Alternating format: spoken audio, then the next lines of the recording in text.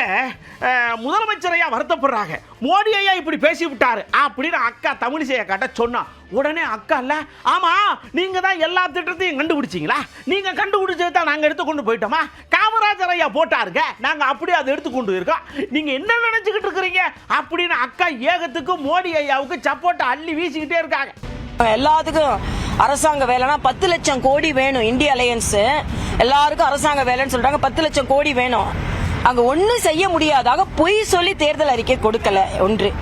இன்னொன்று, கேஜி முதல் பிஜி வரை இலவச கல்வி என்பது பாரதிய ஜனதா கட்சி ஆட்சி செய்கின்ற மத்திய பிரதேசத்துல இருக்கு, குஜராத்ல இருக்கு, எல்லா இடத்துலயும் தான் இருக்கு.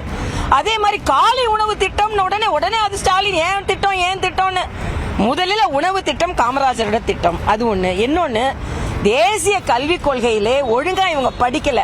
நியூட்ரிஷன் வித் எஜுகேஷன் இருக்கு. காலையில வர்ற குழந்தைங்களுக்கு சாப்பாடு, தேசிய ஜனநாயக கூட்டணி ஆட்சியில புதுச்சேரியில காலையில ரொட்டியும் பாலும் கொடுத்தோம். ஆக காலை உணவு இவங்களுக்கான முத்திரை கிடையாது. எல்லாரும் மனித. இப்ப நான் கவர்னரா இருக்கும்போது ராஜ்பவன் ஸ்கூல்ல காலை உணவு ஆரம்பிச்சேன் நான். அதனால மனிதாபிமானத்தோடு செய்யக்கூடிய திட்டங்களை அறிவித்திருக்கிறார்கள். 1 கோடி பேருக்கு நிச்சயமா வேலை கொடுப்போம், படிப்பு கொடுப்போம், காலை உணவு திட்டம் கொடுப்போம், வேலை வாய்ப்பு கொடுப்போம். இது எல்லாம் நல்ல அறிக்கைன்னு தான் நான் சொல்ல வேண்டும்.